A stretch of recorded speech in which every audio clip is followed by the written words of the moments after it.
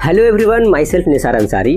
आज के इस वीडियो में हम डिस्कस करेंगे कि इसरो एक स्लो वर्किंग स्पेस एजेंसी कैसे है। स्पेसएक्स, नासा, सीएनएसए ये सभी से कंपेयर करते हुए हम देखेंगे कि कैसे इंडिया स्पेस रेस में बहुत पीछे छूट रहा है। एंड ऑब्वियसली कोविड इम्पैक्ट भी डिस्कस करूंगा।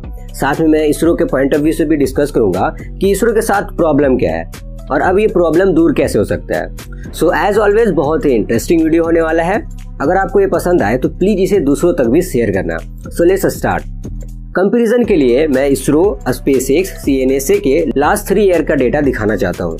स्पेसएक्स ने 2020 में टोटल 26 लॉन्चेस किए। इनमें कितना सैटेलाइट था इसे हम डिस्कस नहीं करेंगे, मैंने सिर्फ रॉकेट लॉन्च को काउंट किया है। 2021 में स्पेसएक्स ने टोटल 31 लॉन्चेस किए एंड जनवरी 2022 से जुलाई 2022 के बीच 33 launches, which is quite impressive. और ऐसा नहीं है कि इन 90 लॉन्चेस में स्पेसएक्स सिर्फ अपने स्टारलिंक सैटेलाइट लॉन्च किया, बल्कि बड़े मिशंस भी है, जैसे वर्ल्ड का पहला प्राइवेट स्पेस एजेंसी बनना जो अपने रॉकेट से एस्ट्रोनॉट को इंटरनेशनल स्पेस स्टेशन में पहुंचाया हो। और अब तक स्पेसएक्स टोटल 18 एस्ट्रोनॉट्स को आईएसएस तक पहुंचा चुका है। सक्सेसफुली अर्थ पे रिटर्न भी लाया।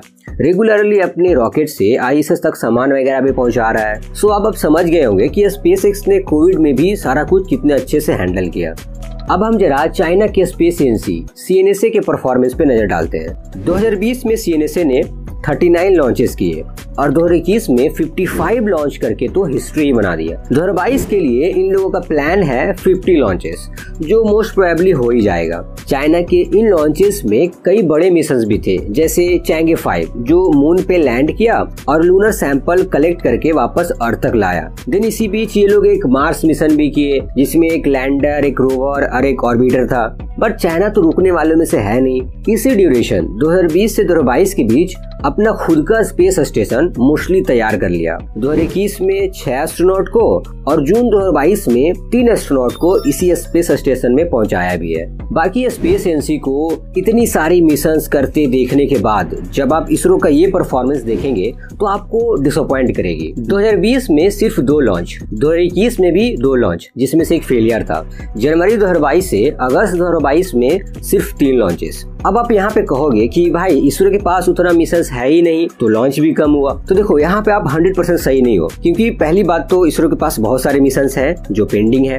दूसरी बात कि इसरो को इस पर काम करना होगा कि कैसे ज्यादा से ज्यादा कस्टमर्स इनके पास आए सैटेलाइट लॉन्च कराने के लिए। इसरो को ऐसा रॉकेट डेवलप करना चाहिए जिसके बाद कस्टमर्स स्पेसएक्स, सीएनएसए, रोस्कोसमोस ये सब से अपना सैटेलाइट लॉन्च कराने के बजाय इसरो के पास आए।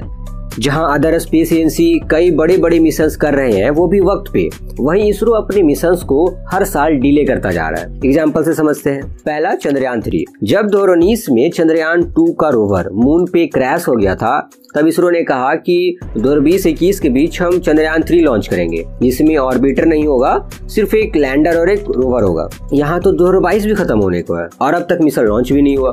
जब गवर्नमेंट से पूछा गया तो इन्होंने कहा कि 2023 में लॉन्च होगा। इसरो से चंद्रयान 3 का अपडेट मांगा गया तो जवाब आया कि अभी वेरियस प्रोसेस बचा है, जैसे कॉन्फ़िगरेशन का फाइनल होना, फिर उसको इंटीग्रेट करना, देन स्पेसक्राफ्ट का डिटेल टेस्टिंग वगैरह वगैरह। इसरो का कहना है कि चंद्रयान 2 फेलियर का जो भी पॉसिबल रीजंस थे उसको हम चंद्रयान 3 में सुधार रहे हैं। साथ में ये भी कहा कि we are not in hurry to go on the moon. तो ये था पूरा इसरो का point of view.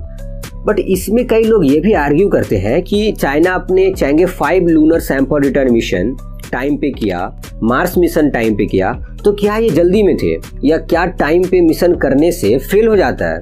Of course नहीं हुआ। चंद्रयान 3 के अलावा और भी कई बड़े मिशंस हैं। For example Gaganyaan, Aditya L1, space docking experiment, ये सभी 2-3 ईयर से डिले होता आ रहा है। हमारे प्राइम मिनिस्टर का आप ये वीडियो देखिए। हमारे देश ने संकल्प किया है कि 2022 जब आजादी के 75 साल होंगे, तब यहां हो सके तो उससे पहले मां भारत का कोई संतान वे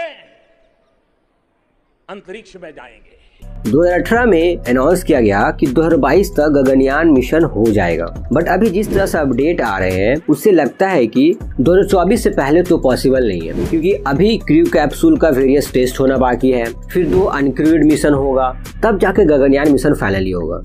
2019 में इसरो ने कहा था कि 2026-27 तक इंडिया का खुद का स्पेस स्टेशन होगा अंतरिक्ष में, लेकिन इस पर भी बहुत बुरा असर पड़ा है क्योंकि ये गगनयान मिशन पे डिपेंडेंट है। जब तक गगनयान सक्सेसफुली हो नहीं जाता, स्पेस स्टेशन का काम स्टार्ट नहीं होगा। अब बात करते हैं कि इसरो का ये जो ओवरऑल परफॉर्मेंस था, इसके पॉसिबल रीजंस के बारे में। देखिए, इसरो अपने मिशंस डिले करता गया बोल के कि कोविड के वजह से पूरे कंट्री में लॉकडाउन है, हम काम नहीं कर पा रहे, और इसरो का वेरियस रॉकेट पार्ट, कई सामान वगैरह अदर कंपनीज से मैन्युफैक्चर होकर आता है, जिसपे लॉकडाउन की वजह से इम्पैक्ट पड़ा। इसरो के employ fully work from home नहीं कर सकते क्योंकि नेशनल सिक्योरिटी की वजह से आप डेटा ऑफिस से अपने पर्सनल लैपटॉप में नहीं लेकर जा सकते, और भी कई रीजंस है। बट ये सब सुनने के बाद सबसे बड़ा क्वेश्चन अराइज होता है कि बाकी स्पेस एजेंसी के साथ ऐसा क्यों नहीं हुआ। कोविड सिर्फ इंडिया में तो नहीं फैला, अमेरिका, रशिया, यूरोप, चाइना, ये सभी कंट्रीज के स्पेस एजेंसी ने कोविड में भी अपने सारे बड़े बड़े मिशंस वो भी एक्यूरेसी के साथ कैसे अचीव कर लिया। इसरो के साथ क्या प्रॉब्लम है, हमें इस पर डिस्कस करके नेसेसरी स्टेप्स उठाने होंगे। जैसे प्रीवियस ईयर एक पॉजिटिव स्टेप उठाया गया कि इसरो अब नासा की तरह रिसर्च एंड डेवलपमेंट पे फोकस करेगा जब तक इंडिया के private space companies satellite launch के लिए कैपेबल न बन जाए। इंडियन प्राइवेट कंपनीज इसरो के रिसोर्सेज का यूज करके स्पेस एक्स, ब्लू ओरिजिन जैसा बन जाएगा अगर, तो इसरो पे लोड कम रहेगा। ये सिर्फ बड़े बड़े मिशंस पे फोकस करेंगे, बाकी काम प्राइवेट कंपनी संभालेगी। तो इसी तरह हमें और भी कई स्टेप्स उठाने होंगे। देखो, मैं स्पेस रेस की बात नहीं कर रहा, हम बात कर रहे हैं स्पेस सेक्टर में लेटेस्ट टेक्नोलॉजी को सबसे पहले अचीव करना, उसे बड़े स्केल पे यूज करना, ज्यादा से ज्यादा कस्टमर को अपनी ओर अट्रैक्ट करना। ये सभी चीजें जरूरी है अगर हम स्पेस सेक्टर में लीड लेना चाहते हैं तो, और यही तो करता है